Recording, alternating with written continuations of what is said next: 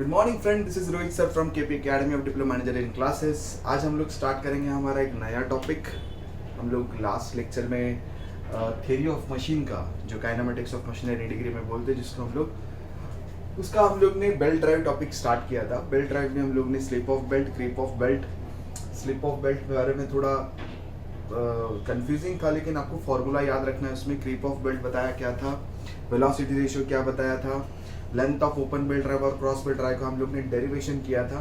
Cross belt drive का derivation नहीं किया है, but derivation part exactly same ही है। ओपन बेल्ट ड्राइव और क्रॉस बेल्ट ड्राइव में सिर्फ माइनस प्लस का फर्क है।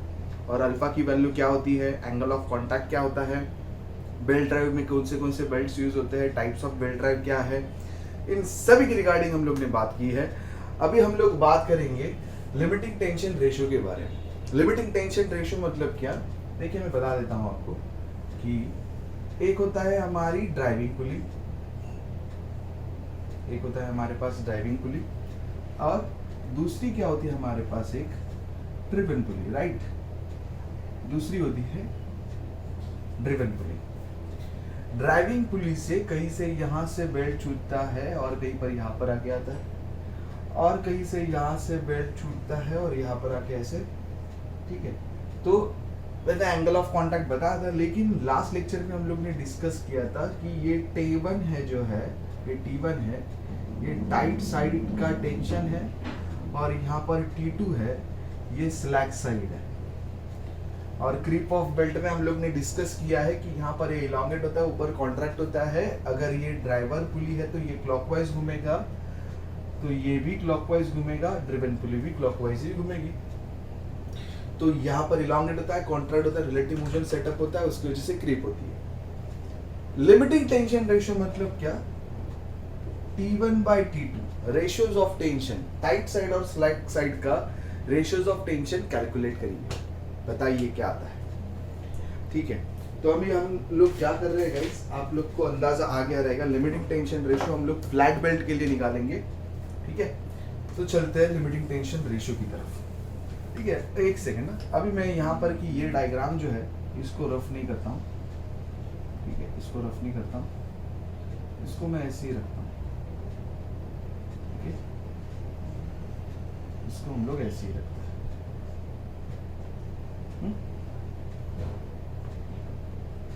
यहाँ पर हमारे पास क्या था, टेंशन T1, यहाँ पर क्या था, टेंशन T2, यहाँ से लेके यहाँ तक ये क्या होता है हमारा, angle of contact. Angle of contact हम लोग ने क्या बताया था, the angle through which belt cover pulley surface is called as angle of contact. ये थीटा हमारे पास एंगल ऑफ कॉन्टैक्ट है। अभी ये फिगर को मैं कुछ यहाँ पर इस तरीके से निकालता हूँ, यहाँ पे निकालता हूँ, चलिए, ठीक है। ये फिगर को मैं यहाँ पे निकालता हूँ, ध्यान देना, वही फिगर है, ठीक है। ये बेल्ट कैसे ड्राइव कैसे घूम रही है, क्लॉकवाइज, तो ये भी यहाँ पर ऐसे क्लॉकवाइज ही दिखाऊंगा मैं, ठीक है, दिखाने की जरूरत नहीं है, ठीक है। क्लॉकवाइज घूम रहा है ये भी यहाँ पे। अभी देखिए कुछ ये एंगल है, जो हमारा क्या एंगल है, थीटा। यहाँ से मेरे पास एक और यहाँ से मेरे पास एक ऐसे टेंशन्स निकल रहे हैं।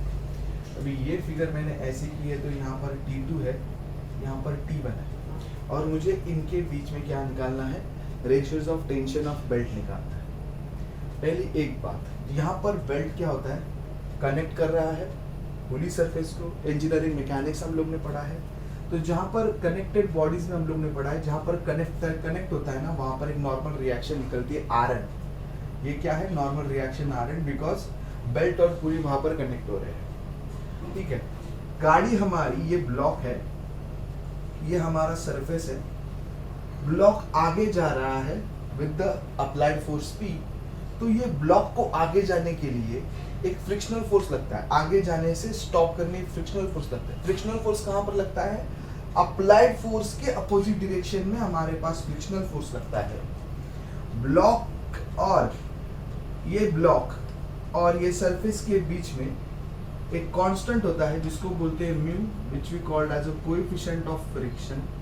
इसको हम लोग क्या बोलते हैं, कोएफिशिएंट ऑफ फ्रिक्शन बोलते हैं। ओके गाइस, जिसको हम लोग क्या बोलते हैं, कोएफिशिएंट ऑफ फ्रिक्शन बोलते हैं। अभी फ्रिक्शनल फोर्स क्या रहता है, कोएफिशिएंट ऑफ फ्रिक्शन। जैसे कि मैंने यहाँ पर नॉर्मल रिएक्शन बताई, वैसे ही इस सरफेस को कनेक्ट हो रहा है ना ब्लॉक, तो यहाँ पर भी एक नॉर्मल रिएक्शन आती है आर है। और फ्रिक्शनल फोर्स का फॉर्मूला क्या होता है, म्यू इनटू आर है। समझ में आ रहा है? सबसे पहली बात, ये पुली कैसे रोटेट हो रही थी, क्लॉकवाइज रोटेट हो रही थी, तो फ्रिक्शनल फोर्स कहाँ पर लगेगा, उसके अपोजिट डायरेक्शन में लगेगा ना, यहाँ पर कुछ लगेगा म्यू टाइम्स ऑफ आर है। फ्रिक्शनल फोर्स अपोजिट डायरेक्शन में लगेगा, पुली ऐसी, ब्लॉक ऐसे जा रहा था, फ्रिक्शनल फोर्स ऐसे लग रहा है, पुली ऐसी घूम रही, फ्रिक्शनल फोर्स ऐसे लगेगा। पहली बात, ठीक है, ये मैं यहाँ पर बताने की कोशिश कर रहा था। और नॉर्मल रिएक्शन तो आती ही आती है। एक चीज हम लोग हमारे इंजीनियरिंग मैकेनिक्स के बेसिक से क्लियर कर दिए। दूसरी बात, अभी अगर मुझे एनालिसिस पार्ट करना है तो मुझे एक स्मॉल एलिमेंटल रिंग को सिलेक्ट करना होगा। एक स्मॉल एलिमेंटल रिंग को हमें यहाँ पे क्या करना होगा, सिलेक्ट करना होगा। वेट अ सेकंड,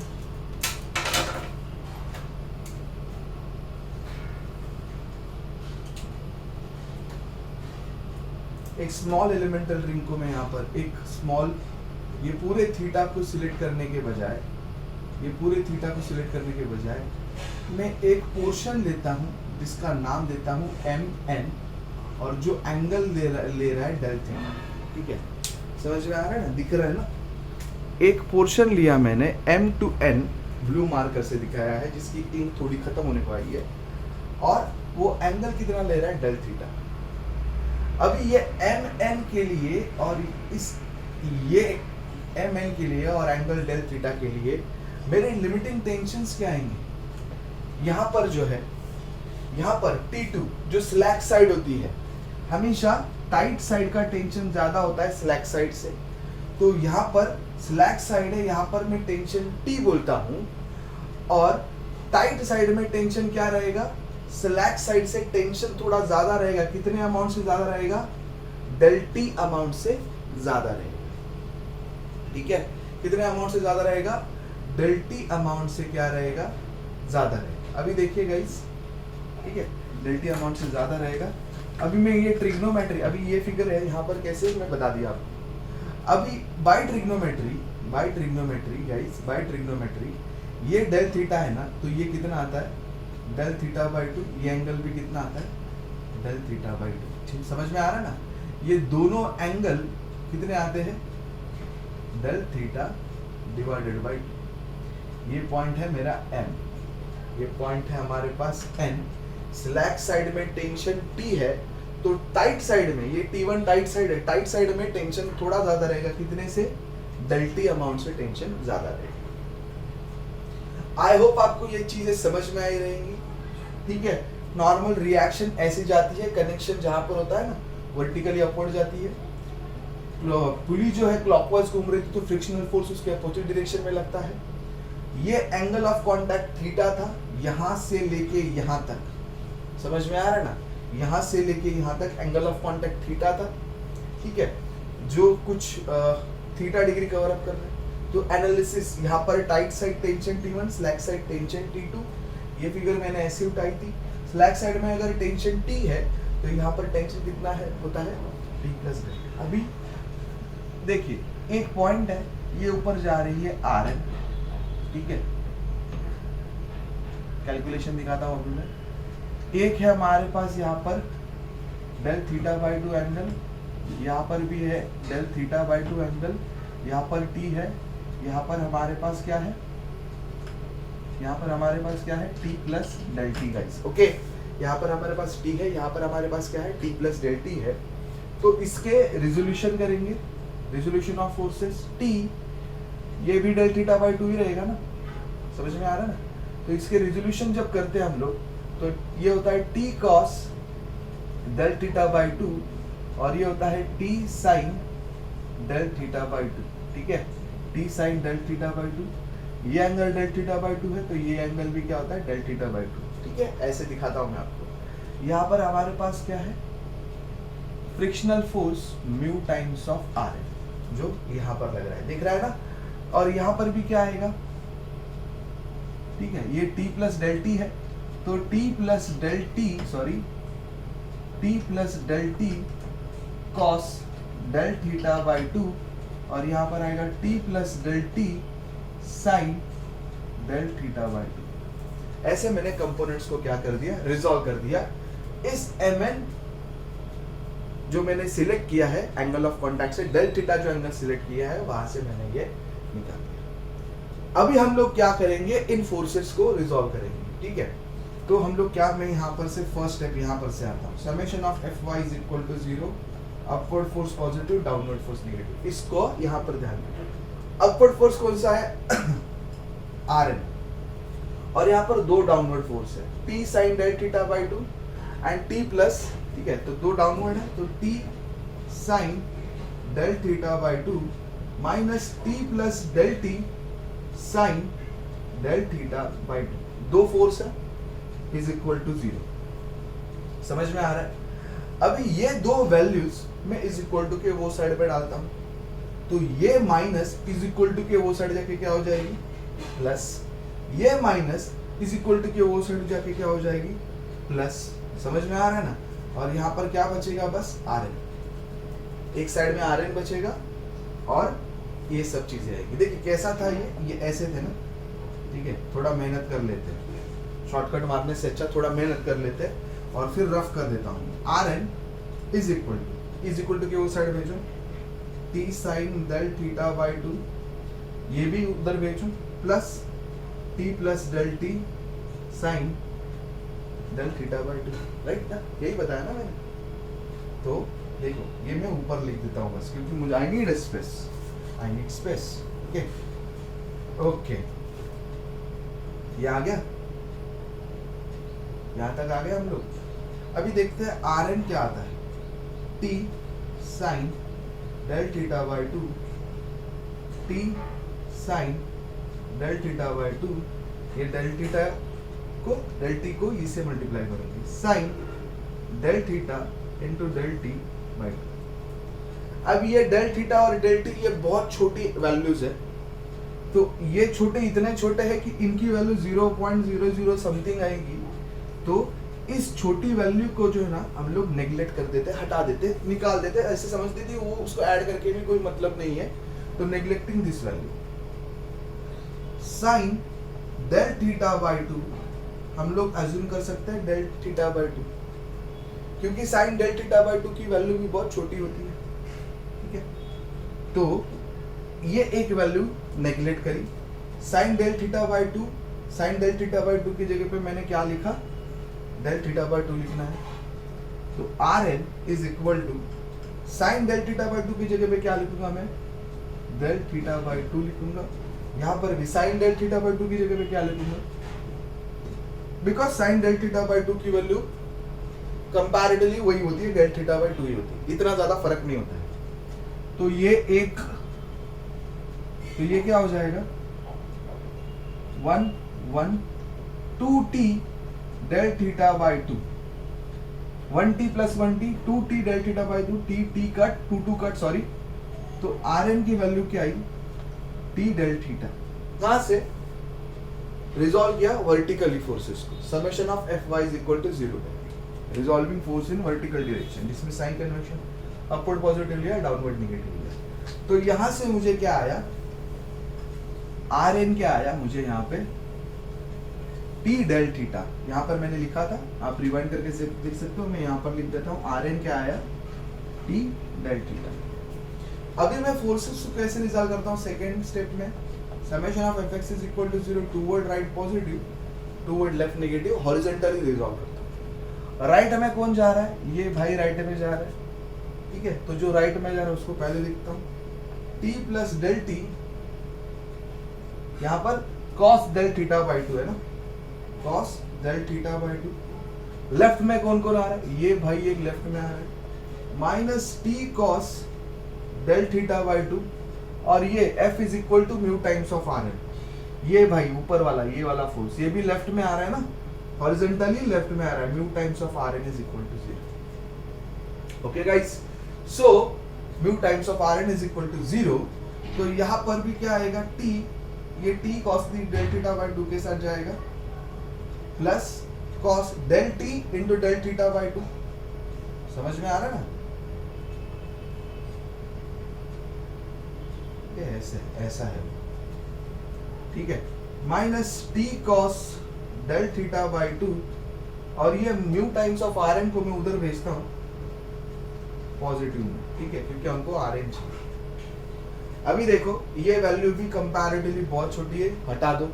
ये del T to del theta बहुत छोटी वैल्यू है, बहुत छोटी, स्मॉलर वैल्यू है, तो इसको हटा दो, नेग्लेक्ट कर दिया। और cos del theta by 2 almost क्या आता है 1, क्या आता है 1। So cos del theta by 2, cos del theta by 2 की वैल्यू क्या आ जाएगी 1। सो यहाँ पर आएगा t माइनस t, एक सेकेंड है t माइनस, करेक्ट किया ना,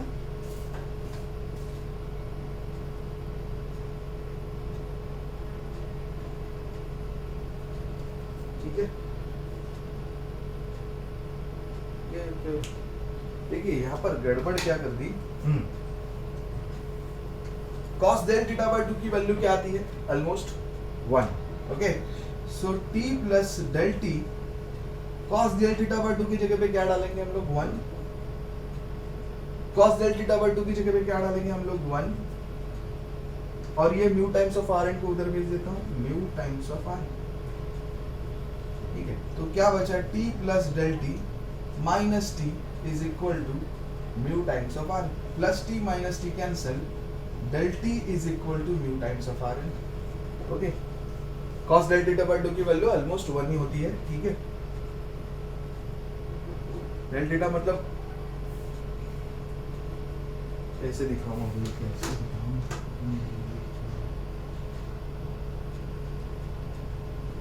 ये अज्यूम किया उसको डेल टी, तो आर एन की वैल्यू यहां से क्या आती है del T divided by mu, क्या आती है डेल टी डिवाइडेड बाय। तो पहले एफ वाई से ये आर एन आया मुझे, दूसरे एफ एक्स से ये आर एन आया, दोनों को मैं इक्वेट कर सकता हूँ, ठीक है। तो इक्वेट कैसे करेंगे, अभी ये आपको समझ में आ गया, उसको रफ कर देता हूँ, इनको रफ कर देता हूँ। ये भी आर एन है, ये भी आर एन है, del T by mu is equal to T del theta, ये भी आ रहा है, ये भी आ रहा है, ठीक है। तो मैं यहाँ पर डेल टी बाई टी को साथ में लेता हूँ और म्यू डेल थीटा को यहाँ पर भेज, देखो टी को नीचे ले गया, म्यू को उधर भेज दिया, ओके गाइस। अभी खत्म होने का है डेरिवेशन ये वाला लिमिटिंग टेंशन रेशियोज का, ओके, ध्यान देना, ठीक है।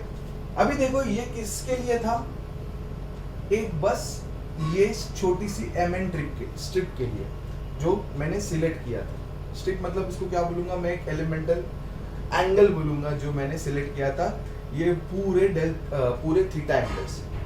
तो थीटा एंगल कहां से कहां तक है, 0 से लेके थीटा तक ऐसा एक एंगल, सॉरी 0 से लेके थीटा तक ऐसा एक एंगल है।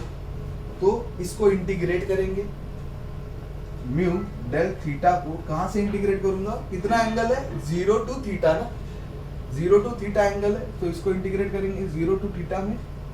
और ये वाला भाई del T by T, del T by T, right, del T by T कहां से कहां तक है, T1 टू T2 क्या T2 टू T1, ठीक है। हमारा बेल्ट कैसे घूम रहा है ऐसे, तो कैसे जाएगा लोअर टू हायर, समझ में आ रहा है ना, लोअर टू हायर ऐसे जाता है, तो T2 टू T1। अभी हम लोग इसको इंटीग्रेट करेंगे तो मुझे लिमिटिंग टेंशन रेशियोज की वैल्यू मिलेगी, समझ में आ रहा है ना। इंटीग्रेट करने के बाद ही पूरे जो थीटा एंगल के लिए मैं और T1 और T2 के लिए मैं कैलकुलेट कर सकता हूं। तो ये प्रॉपर्टी है इंटीग्रेशन की, इसका आंसर आता है लॉग ऑफ डिनोमिनेटर। डिनोमिनेटर का डेरिवेटिव अगर नोमिनेटर में है तो उसका आंसर आता है log of denominator from limit T2 to T1। Mu constant है, म्यू कांस्टेंट है, तो म्यू कांस्टेंट करके बाहर आ जाएगा, इसका आंसर आएगा del theta, integration differentiation cancel, इसका आंसर आएगा theta from limit 0 to theta. यहाँ पर क्या आएगा log T1 minus log T2 is equal to theta, mu theta, sorry mu theta, log T1 upon T2 ये क्या हो जाएगा, log m minus log n, ये आपको पता रहेगा, log m minus log n is equal to log of m by n, right है। तो ये क्या आता है, log of T1 by T2 is equal to mu theta. और यहां से आगे मैं यहां पे आ रहा हूं, ये लॉगरिथम जब इज इक्वल टू के वो सेट पे जाता है तो उसका क्या हो जाता है, exponential. So T1 upon T2 is equal to e raise to mu theta. Okay, so ये आया हमारा formula where mu is what, coefficient of friction between belt, this belt और पुली सरफेस के बीच। Theta is this angle of contact, theta is the angle of contact, T1 tension in the tight side, T2 tension in the slack side. ये है मेरा limiting tension ratio का derivation for flat belt drive के लिए। आपको इस formula को याद रखना बहुत जरूरी है। डेरिवेशन हालांकि कम आता है लेकिन फॉर्मूला को याद रखना जरूरी है। दूसरी बात गाइस, इसमें ऐसा ही मेरा क्या बेल्ट होता है, ऐसा ही मेरा होता है वी बेल्ट होता है, ठीक है। तो फ्लैट बेल्ट के लिए हमारे पास फॉर्मूला क्या बना, लिमिटिंग टेंशन रेशियो का। और फ्लैट बेल्ट के लिए लिमिटिंग टेंशन रेशियो का फॉर्मूला क्या बना, T1 upon T2 is equal to e raise to mu theta. ये जब हम लोग प्रॉब्लम सॉल्व करेंगे तो कंपैरेटिवली बहुत बार यूज होता है ये चीज। वी बेल्ट के लिए इसका फॉर्मूला क्या होता है, T1 upon T2 is equal to e raise to mu theta upon sine of beta, is equal to e raise to mu theta upon sine of beta. ये बीटा क्या है, बस वी बेल्ट में क्या होता है गाइस, ग्रूव होता है, ठीक है। और इसके बीच से हमारा बेल्ट जो होता है क्या करते रहता है, इसके बीच से हमारा क्या होता है, बेल्ट रोटेट होते रहता है, ठीक है ना। वी बेल्ट में क्या होता है, ग्रूव होता है, और इस ग्रूव का एंगल कितना दिया होता है, 2 बीटा। तो इसका एनालिसिस का 2 बीटा, ये ग्रूव का एंगल होता है ना 2 बीटा, वो ग्रूव का एंगल है ये बीटा, ठीक है। हाफ कर देने का उसमें एनालिसिस पार्ट, वो बीटा क्या है, इस ग्रूव का एंगल है, दैट्स इट। बाकी म्यू थीटा सेम ही है, जो यहाँ पर है यहाँ पर है। वी बेल्ट के लिए बस इतना सा फर्क है, ठीक है। ग्रूव का एंगल आपको कुछ दिया रहेगा, उसका हाफ लेके यहाँ पर साइन बीटा कर देना। समझ में आ रहा है गाइस। तो ये था मेरा लिमिटिंग टेंशन रेशियोज के फॉर्मूले के। अभी इसका डेरिवेशन करते बैठूंगा, कभी ज्यादा पूछते नहीं है डेरिवेशन ये लिमिटिंग टेंशन रेशियोज के ऊपर, न्यूमेरिकल आते हैं, न्यूमेरिकल हम लोग करेंगे, ठीक है गाइस। तो आई होप आपको ये लेक्चर पसंद आया रहेगा, ठीक है। मिलते हैं नेक्स्ट वीडियो लेक्चर में, जिसमें हम लोग सेंट्रीफ्यूगल टेंशन, इनिशियल टेंशन के ऊपर बात करेंगे। तब तक के लिए धन्यवाद, थैंक यू सो मच।